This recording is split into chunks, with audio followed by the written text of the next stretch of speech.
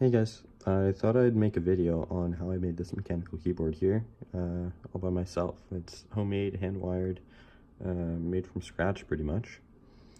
So basically the idea started off with, I wanted a second mechanical keyboard, as per usual. I wanted a smaller one, and something that was a bit quieter. Of course, these here are blues, they're pretty loud.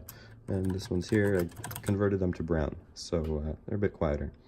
I wanted something small I could take to and from class, throw in my backpack, stuff like that. So the way I started off with making it was I went online and I found a used mechanical keyboard. I believe it was an 87 key, not this kind of weird layout here. But it was an 87 key mechanical keyboard, used, and it wasn't, they didn't use genuine cherry switches, they used some sort of clone. But they were blue and they made the nice clicky noise. So I found that keyboard for 35 Canadian dollars and I bought it used, and I had a new 87 key keyboard. Then came the fun process of desoldering all the switches from underneath. So basically what I had was a big keyboard like this, flip it over, undo all the screws, and then you're going to be left with the circuit board and all the switches inside. Desoldered all of those, removed them, and then you're left with a big pile of switches and keycaps. So I basically threw out the PCB. We're not going to use that since this one here is all hand wired. But I actually kept the this metal part here. This is actually the case from the plate that the bigger keyboard was mounted to. But as you can see, this here is a 60%, and the one that I got was an 87 key. So actually, what I did is, of course, there's a big row up here of all the function keys, and over here to the side with the number pad. So I actually just use a hacksaw and just cut it right off here, ground it down, and now left with a nice little edge here, and nice and shiny too. I polished it up. So basically there are 3 main websites that you're going to use when you're if you want to make a keyboard. So the first website that you're going to use here is called keyboardlayouteditor.com. It's pretty much what the URL is. You can create your own keyboard layout. So here's just like a number pad that it comes with on the default. But if you go up here to presets, you can select like some other ones. So here's a 104 key, 60%. This is ISO. I don't know when you use ISO, but there's an actual 60%, which is what mine is over here, and some other ones as well. So here's a 40%. So basically the way you create the layout is you can go here, you can create, add a key up here, create a new key and whatnot, and you can change the length of them and what's printed on the top or the side or bottom, whatever. So once you have that, your layout all fine and nice, go down here into raw data, and you're gonna copy all of this over here. This is basically the code that defines what the keyboard looks like. So let's say we're gonna go for a default 60%, just like what mine is. So here's the code. We're gonna get this, and we're gonna copy that. So next website you're gonna go to is this one over here. It's called builder.swillkb.com. Basically, you put in your plate layout, so that's where you paste in your keyboard layout. Select your switch type. I was using Cherry MX, so we're just gonna select that one over here. And then stabilizer type, I just left this one here. Default case type, you can select if you want a case, and then there's some other settings here. Edge padding, polygons, kerf. This is an important one if you're going to be sending it out to be laser cut or machined. And edge padding just adds a bit of a border around the edge of the keyboard. So what this website here does is it generates the CAD files required to build the keyboard. And so basically once you do that, there you go. There's the plate of the keyboard. And actually that's exactly what this one here looks like. That's what the plate looks like. So what you can do is you can go here, click order from Laserdisc, and then yeah, there you go. So now you have your new keyboard and you can order it, but it's pretty expensive. So what I did actually is like I said before, I just cut up the old one, and there we go. Now I have this one here. when I made version 1 of this board, it was a 40%, and what I did actually was I created a 3D model and I 3D printed it myself. So here's a picture of the back of that, what this looked like. So actually what happened is that I couldn't fit the whole thing on my 3D printer, so I had to split it down. So you can see right along here, there's a little joint where keyboard was split in half pretty much. So this worked. I mean, it held the keys and it worked fine as a keyboard, but honestly I found that I didn't like it too much because the thickness of this bottom layer here, where the key is mounted to, is too thin. I think I made it like 1.5 millimeters or something. So it was very flexible when you press on the keys, and generally, I don't know, I didn't like it too much. And I mean, the 40% layout as well, I just found it to be too small and inconvenient. So I decided to step it up for version 2 and make the 60% board. But yeah, so I took the this file over here, downloaded it, and created a 3D model, and basically printed out the case. And again, if you don't want to, you can just you can order it, or you can just cut up the old one. So the final website that you can use here is one of the most important ones here. It's called Keyboard Firmware Builder. So here you're going to paste your layout again, or you can choose preset if you want, and then you go import. So there you go. This is what the wiring of our keyboard is going to end up looking like. So wiring the keyboard, it's obviously one of the most important steps, or else, it wouldn't work. So to wire the keyboard, you're going to need a couple of things. You're going to need wire, of course, and you're going to need a controller. So the one that I like to use is this Arduino Pro Micro. Pay attention that it's a Pro Micro, not a Pro Mini, because they use a different processor. So this Pro Micro over here, there you go, it's $5.38 Canadian, and yeah, that's basically what it looks like, and that's what I use to run the keyboard. So that's going to be the controller, and we're going to need diodes as well. So here's 100 of these diodes here, 1N4148, that's the kind you're going to want, and there you go, it's $1.31 Canadian, so they're pretty cheap as well. And wiring the keyboard, it's quite interesting, so I'm going to switch to a little drawing of how that works. So here I've drawn up what the back of a keyboard is going to look like when you wire it. So this is just kind of a simplified one, but here you can see the one that I made. Kind of, you get the basic idea. You have all the switches, and each of the switches, they have 2 pins on them. So let's go back to our simplified one over here. So each of these squares, they're the switch, and the 2 purple dots, they're each pin. So as you can see, this is a 27 key keyboard, again, just for demonstration. I don't know why you'd actually want a 27 key keyboard, but what's important to know is that our Arduino, which we're going to use to control the keyboard, only has 18 pins available. So obviously we can't connect one wire from each key to each pin on the Arduino. It doesn't have enough. So we're going to create a sort of matrix.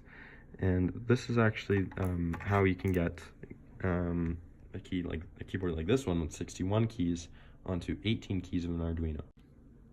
We're going to start off by creating these 3 wires here that go on the bottom of each of the rows of the keys. You can see this here. These are these wires that go down here. But as you can see, we have a diode on each of those key switches. So I'm going to draw those in as a little arrow that go from the key switches over here. They go down, but there's a little arrow. And so on. Okay, there we go. I've drawn in all of the rows here, and I've drawn in all of the little arrows, which are the diodes. So here you can see kind of what it looks like. We have the rows on each of the rows of the keyboard, and we have the diodes that connect all of the key switches to them. So next we're going to need to draw in a wire that goes from top to bottom down the columns for each column of keys that we have. So what's important to note is that these ones here, they don't need a diode, and they just connect to the other side of the key switch. So I'm going to draw those in, and those are the colored wires that you see on this keyboard over here. So I'm going to finish drawing those in. Okay, so there we go. Now I've finished drawing up all the columns here. So you can see that we have one column for each column of keys and one row for each row. So now, instead of needing 27 pins for the Arduino, we only need 10. So we have 7 here and 3 here. Now I thought I'd just highlight why it's very important to use these diodes in place.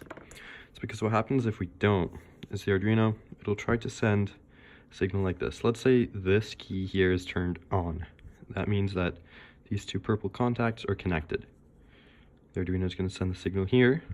It's going to go down through here and out to the output, which is great. That's how the Arduino knows that this key is turned on. But the thing is, if we don't have the diodes in place, let's say these two keys over here don't have a diode in place, what's going to happen is that, so these two purple pins are connected, and so are these ones. If we don't have the diode, what's going to happen is the Arduino is going to send a signal through here. It's going to go through here, back up through here, and out like that. And we don't want that. That's actually going to kill the controller. So we need those diodes in place, and that's why. So this is what you get if you paste the 60 key keyboard into the firmware builder. So this is the wiring that we're going to end up with. As you can see, we're going to need 15 columns and then 5 rows. So that adds up to 20 pins, which unfortunately we can't do on our Arduino Pro Micro. It only has 18 pins. So there's actually a bit of a way around this. It's a little bit of a hack, but by manipulating the wiring diagram, and especially these keys over here, we can actually reduce it. So now we only need 13 up here and 5 over here, so 18 total. So we use up all the pins. Now, I know it looks a little bit complicated, but it's actually quite simple if you look at the keyboard here. And I think I'm actually going to switch to a simplified diagram on paper just to demonstrate a bit better. Okay, so we're back here with our simplified example. You can see that here I actually took out 4 keys. Let's say that this, for example, is our spacebar over here. You can see that here in the diagram. So let's say our microcontroller only has 9 pins this time. So how are we going to connect the 7th column over here? Well, it's actually quite simple. So instead of connecting our diodes from here to here, here to here, here to here, what we're going to do is we're going to kind of pretend that instead of the key being up here, it's actually down in this spot here. So what we're going to do is we're going to branch off from this wire over here and connect it to this top dot over here. And then this bottom dot is going to get its own little arrow, and that arrow is going to connect back down here. So now it's kind of as if we took a key from this spot over here and moved it over here and just extended the wires. We can do the same thing for this one over here. So we're going to take this over here, connect it over here, take our diode, a little arrow in this case, and connect that over here. And we can do one more for this one over here. So we're going to connect the wire from here, bring it over to here. This one over here is going to get a little arrow, and that's going to connect to the bottom. And actually, one important thing to note is that it doesn't actually have to connect to the bottom right where the key would have gone. It's all the same electrically, so you could connect it over here just as easily as you could connect it over here. So now actually we're left with one extra spot, so we could add one more key to the keyboard while still only using 9 pins. So this is actually exactly what I did with this one over here. So as you remember, the Arduino only has 18, however the original wiring diagram required 19. So what I did is we have this column over here, which actually only uses 3 of the rows out of a total of 5. So I took these 2 keys over here, and you can see exactly kind of like what we did in the diagram. So we take the wire down, bring it back up to this one, take our diode, bring it back down here, take our wire, bring it over here, get a diode, bring it down here to the bottom. However, there's still this key over here which I needed to connect, so I did that with the next one over here. So this column over here only uses 4 rows, so I added one more wire here and connected the diode to the 5th row. And there you go again. It doesn't really matter where the diode goes on the row so long as it's connected. So that's how you're able to reduce the number of wires and pins that you need on the Arduino while maximizing the number of keys on the keyboard. So in fact, the most efficient way to do it would be to use a square matrix. However, that's going to make the wiring diagram really complicated. So I'd suggest just leaving it as plain as you can, just like this. It's all normal from here up to here. And then just do the extra steps as you need for the additional keys. And that's kind of what you can see over here on this diagram. So we completely got rid of the 13th column, or 14th technically, because it starts at 0. And you can see the blue over here. So it comes down from this column, which originally only has 3 keys, brings it back up to 4, 5, and these red wires just show how it connects to the 4th row and then to the 5th row. And this one over here comes from here and then back down. Okay, so back to our keyboard here. What I'd recommend doing is wiring up all the diodes and the rows and the wires in the columns. So once you have all that, you're going to be having, this mess of wires over here, and you're going to have to connect them to the Arduino. So as you can see on each side, I've soldered the wires in place. It goes all the pins on there, and they're all connected to the Arduino. So the next step that we have to do is go back to our keyboard firmware builder over here, and I would actually recommend pressing this flip button, because this is actually what the keyboard looks like from the back. Make sure that the wires and stuff on here are matching the wires and the connections that you've made on here. That way the firmware builder knows what to do. So next you're going to go down here onto pins. Now this is the important part. You can see that these are the row pins and the column pins. They're all letter and number. So the thing with the Arduino is that typically they're only just number pins. You can see 2, 3, 4, 5, 6, 7, 8, 9. So how do we get them to match with these over here? Well, to do that, we're gonna find a picture of this here. I just searched for Arduino Pro Micro pinout, and we get this. So now we can see that if we take, for example, pin 9, we can see that it's actually PB5. That means port B5. So for my keyboard over here, we have this yellow wire that's connected to pin 9, which goes to column 0, column 1. It goes to column 1. So we would go here, go to column 1, and change this to D9. You scroll down, you select, or wait, what was it? B5, okay. Yeah, so you go here, and change this to B5. And basically you go across doing that for all the wires that are connected to the rows and to the columns. So now the firmware knows how the keyboard is wired. You see that we did that over here by going to the wiring tab. So it knows how the keyboard's wired. It knows which wires are connected to which pins. So the final thing to do is to go here to key map. And here it's basically the fun part. You can configure your keyboard to work however you want. So this is, for this one here, I'd recommend to unflip it. So this is how you'd be seeing it from the top. And from here, you can configure it to do whatever you want. So this is our layer 1, and for example, here's our layer 2, which at this moment is just all transparent. But again, you can configure that to however you want. If you want to change, for example, this key over here, which is typically the Windows key, what you're going to do is click on here. Then let's say you want to go to layer 2. We're going to go over here to function, I believe. And then we're going to go here to MO. That means move. So that's a temporary move to layer 1. So there we go. Now when we press this button over here, it's going to temporarily move us to layer 1. And over here, we can configure layer 1 to do whatever. I have mine set up to do escape, and then F1 through 12. Backspace turns into delete. WASD turns into the arrow keys. And I think that's it.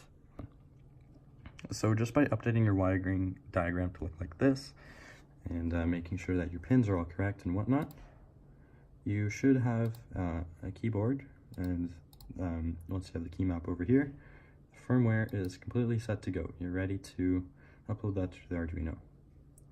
So to do that, we're going to go over here to settings. First, maybe name it. If you have any backlights or backlight levels, you're going to want to set this. Make sure the bootloader size is 4096 kilobytes for the Arduino Pro Micro.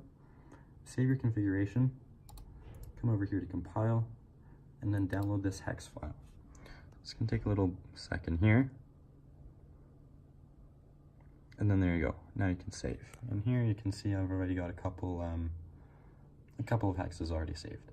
I already have that 61 key, so I'm not going to download it again. So now the final step of our keyboard making journey is to upload the hex file to the Arduino. So one way to do this here is by using this program here, Arduino Builder. So this is an older version, 0.95, and this is the newer version, which is 1.0.12. So we're going to open that up. And then we're greeted with this screen over here. So the first thing we're going to do is we're going to go here to load sketch/binary, and then we're going to select that hex file that we made. So next we're going to select our target. Now in this case, Arduino Pro Micro isn't actually here, so you can either select Micro or Leonardo. They both use the same processor on it, and that's really the important part. So let's just select Micro for now at the default speed, but the default speed is 16 megahertz here. And baud rate, I just have this set to auto. So what you're going to do now is you're going to plug in the Arduino, you're going to click refresh over here, and then you should see a serial port pop up. You can click on that serial port, upload, and then it should work.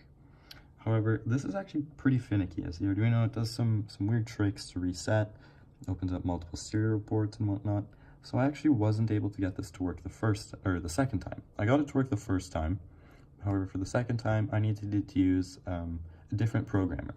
I actually use this one here, the USB ASP. So I'll show you what you have to do if you want to use that programmer. So if uploading by the serial port doesn't work, what you can do instead is choose to upload by using a USB ASP. So this is like a little separate board that you plug into your computer's USB port, and you get these pins out. So the way that this thing works, and actually I would highly recommend getting one if you're doing any work with Arduino, because it'll let you flash bigger programs onto it, it'll let you rewrite the bootloader on the Arduino, and generally fix anything that's bricked if it's using the Atmel processor. So this is what it looks like, and you can get them on eBay for about $2.25 Canadian, so that's like $2, they're pretty cheap. So what you're going to do is we're going to come back here to our pinout here of the Pro Micro. And what you can see is that these three pins over here, 15, 14, and 16, you can see they're labeled MOSI, MISO, S-clock. So this is master in, slave out, master out, slave in, serial clock, and then you're going to need three more pins here, VCC, reset, and ground. So what you're going to do is you're going to remember those 6 pins there, and you're going to connect wires to each of them. So ground, reset, VCC, S-clock, MOSI, MISO. And you're going to go to the USB ASP pinout. This is the cable, and there you go. We can connect it just as such. VCC, ground, reset, MOSI, MISO, and S-clock. Now, make sure it's connected this way around, because it's actually a little bit confusing if you look at the pins on the board, because they're actually labeled a little bit differently. They're labeled like this. However, once you connect it through the cable, it sort of mirrors the pinout or something, so it flips it around. So make sure to use this pinout.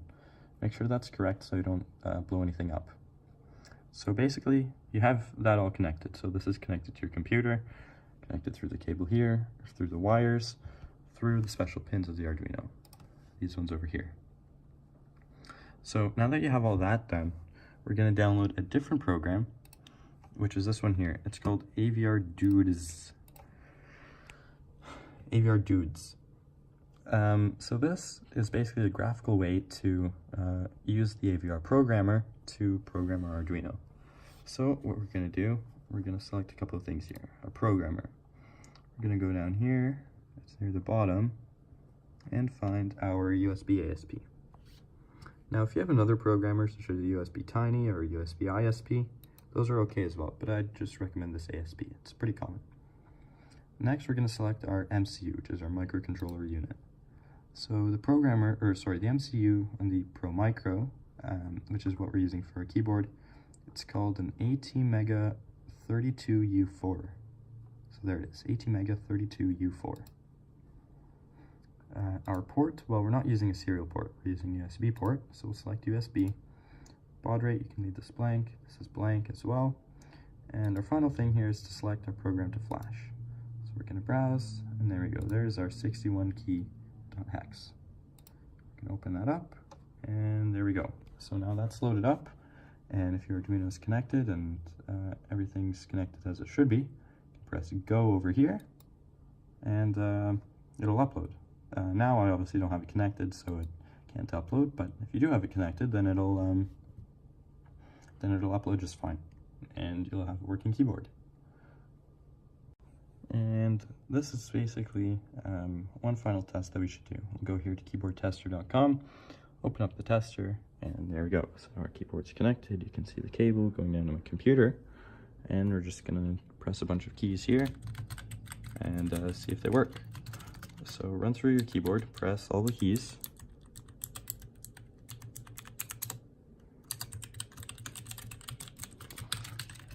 And then, yep, soon enough, you can see that all of our keys here should be working.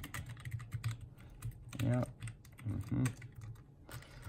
Enter, Shift, Cap Shift, Control, Alt, gone. Okay, so there we go. We can see that all the keys here, they're working. These keys here, Enter, Shift, Alt, Control, they're kind of gray but bold. That's just because it doesn't know if it's the left or the right control, but either way we know that it's working, that all our keys are working. But if you remember, we actually programmed a couple more keys in. We programmed these ones up here at the top, the escape and the function keys. And the way I set those up is to hold down this here, this function, and press these buttons up here. And you can see that sure enough, when I do that, those keys lights up. And we even programmed these ones.